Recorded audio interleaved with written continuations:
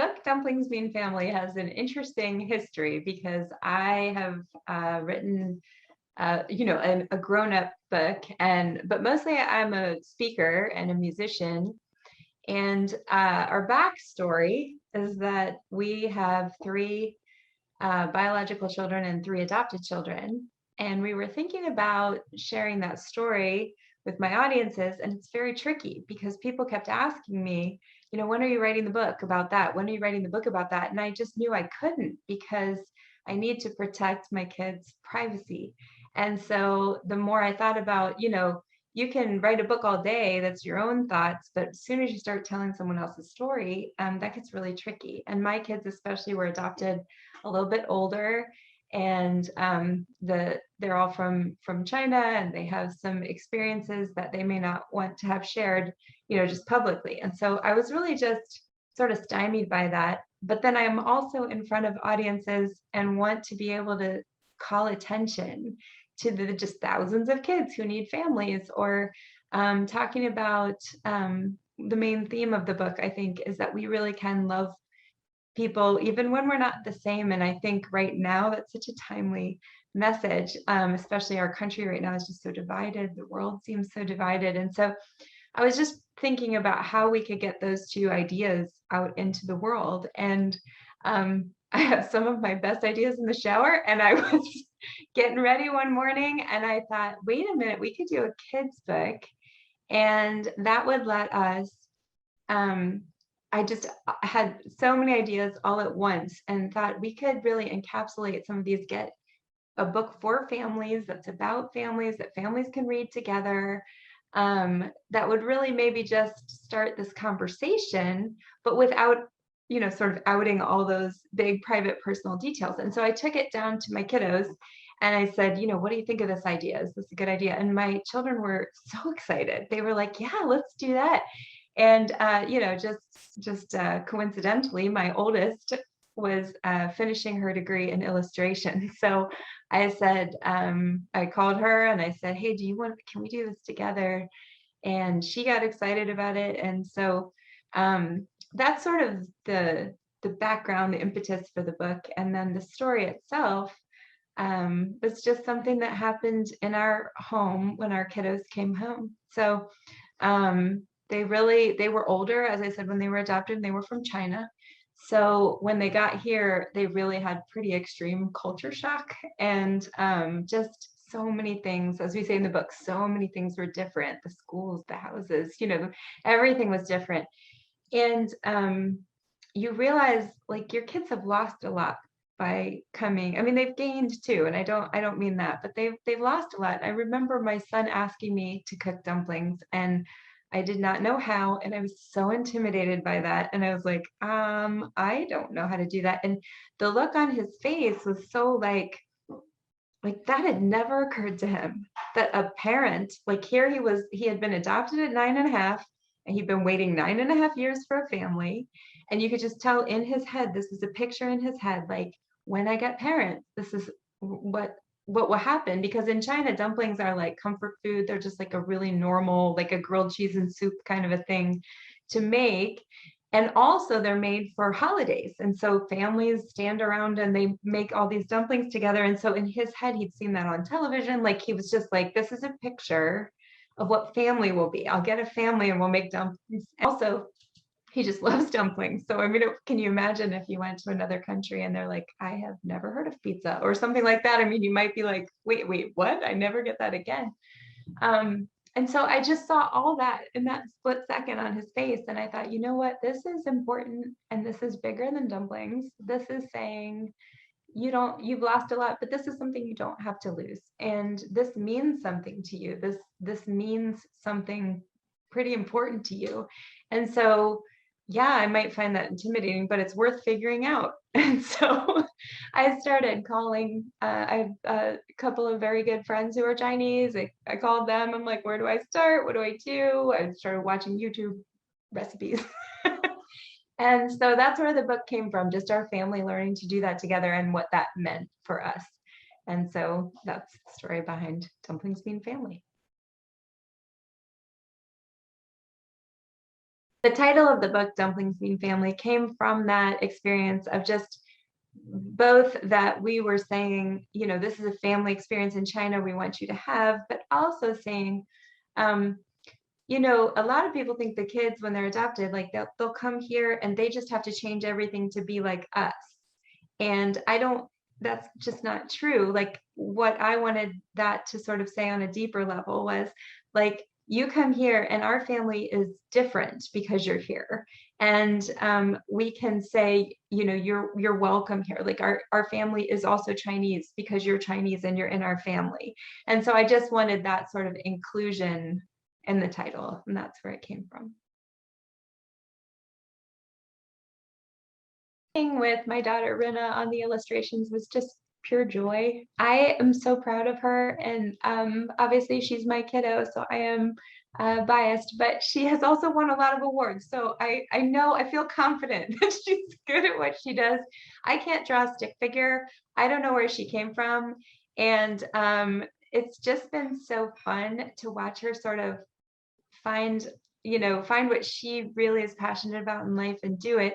And she has a lot of different styles she can do, but as I was thinking about the book, like I literally saw my script in one of her styles. Like I saw the pictures. I'm very visual for someone who can't draw at all, but I saw the pictures in my head and I was like, that's the style I want. And I described it to her.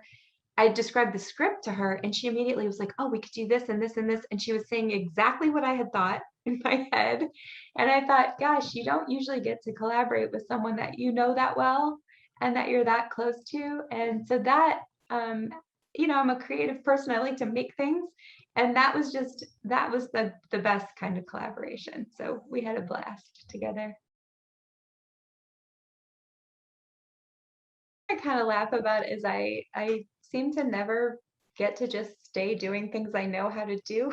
That would be really nice if I could. But so yeah, I mean, I started off, my background's all in music, and that is even a transition because I used to be an opera singer in New York, and I moved back to my hometown to teach opera at a university and to sing with the symphony here.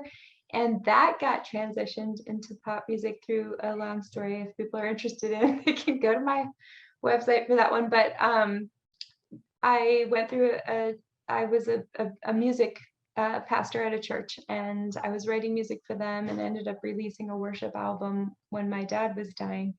And that did great.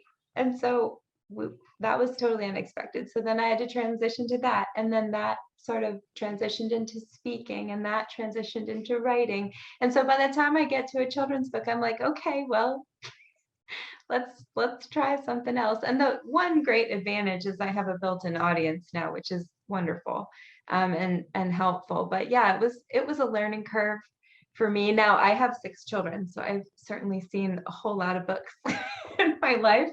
And with a daughter with a degree in illustration, she had obviously looked a lot at that and was more familiar. So I don't feel like we were sort of starting from ground zero the way we might have been. But I think for me, the real joy has been seeing the kids' reaction to it. And we've been visiting a lot of public schools now, a lot of private schools, some church groups, just people. But like just this week, I did an assembly for a public school in my home city, and it was just wonderful. I mean, you leave time for questions, and you can't possibly get to all the questions. And just to watch the kids come alive and be so curious and excited, and so excited about these themes that I'm excited about, about like how boring would the world be if we were all the same, and how fun that we can celebrate, like diversity makes us interesting, and we can love people who aren't like us. And just to see kids sort of get that idea, that's been super fun. So, and I have 6 children. I like kids. So it's been fun to hang out with them. So I think I'm pretty driven. That's a word I would use. I really don't like to stand still very long. I'm always doing something. I would say that I am creative because I do really, I think the most fun I have in life is when I'm making stuff and I'm talking about work. I think my family is like incredibly important to me. But if I'm talking about work, I love making stuff. My favorite days are days in the studio or days looking at the artwork or doing performing or whatever it might be. And then I think my third one would probably be funny. I really love to have fun and I love to laugh, and our family has the weirdest sense of humor and I adore it. And we just that's the best. Our family does a lot together. We're kind of, let's see, we're like academic nerds over here. So literally we can all be in the same room reading a book, which always makes me laugh that we are all with a different book in a different corner of the same sofa, which is really funny. We like to play games together. Actually, one of my kids is just an absolute board game fiend, and so he wants to do that all the time. We like to swim and be outside. So we were just this whole last summer, one of our neighbors let us use her pool because one of my kiddos has some medical concerns. And so we couldn't go to the public pool. And our neighbor heard about it and let us come use her pool. So we spent the whole summer out there. My younger kiddos had never been in a pool until we met them. And so they had to learn to swim. So we spent the whole summer like working through I used to be a lifeguard, so working through some of those swim skills and just playing in the pool. We like to hike. We like to call it rafting, but not with like, they've never been on like big waves, but like down a river. We just have too many people to get in a canoe, so we take something bigger. Yeah. About adoption in general, I think the very first thing that pops into my mind is that these kids are amazing and that every kid should have an advocate. So, as someone who has advocated for kids my entire career, I'm also a Compassion International artist. We work with poverty relief, we work with family preservation and orphan care and anti-trafficking measures, all that stuff. I've always had a heart for kiddos who are in tough spots. And so my first thing about adoption was just to say, a lot of people are afraid of kids who are in the system and I'm not going to like sugarcoat that. Kids have trauma. Kids, it's not easy, especially with older children. And what we find is if you're over about the age of 3 or you have any medical conditions, your chance of being adopted is so slim as to be really almost nothing. And so I would just encourage people that the kiddos who are waiting, who are maybe older or have medical needs, they're amazing kids. And they may not be the easiest kids in the world to parent, and you got to do your job, and go do your homework and all that. But my kids have blessed my life. Like, I was so scared when we went to adopt them. They were 8 and 9 and 6 at the times of their adoption, and I was so scared. And yet, like now, I think, what if I'd missed them? Like, what if I'd missed them? They're such a blessing. And so I think I would just encourage people to be thinking of it from a child-centric perspective. We didn't adopt children because we wanted more children, actually. We adopted children because we thought there was room in our family and there were kids who needed families. So I think I would point that out. And then also just when reading our book, I hope people see I hope they see love on every page. And I hope that they see how enriched our life is now because of our adoptions and what we have gotten to experience and do together. And just it's been the hardest and best thing I've ever done. And so I hope that comes through on the page. And also I hope people try our dumplings. We put our, I think I made dumplings 35, 40 times before we got it right because we're going on a 9-year-old's memories, right? And I was like, my friends who are Chinese were like, well, let's start with the city and what city is he from? And they got me some recipes to start with, but we tweaked and tweaked and tweaked and tweaked until one day he was like, that's it. That's what I remember. And so that's what's in the book. And we made videos of how to do it too on our website. So people can also, like if you're intimidated by a recipe on the page, you can watch me do it in my own kitchen. But yeah, I hope people get a little taste of China, or are interested in something new. Like all those things are fun. I love curiosity. So once people have gotten this off Make Mementos, and they're in love with this book, if you want to get the hard copy of it, you can get that at Amazon, or our website is dumplingsmeanfamily.com. And that actually benefits us more. So if you want to go there, we're always happy for that. But if you like to do Amazon, it's there. And lots of other places too. Wherever you can get books, you can probably get ours.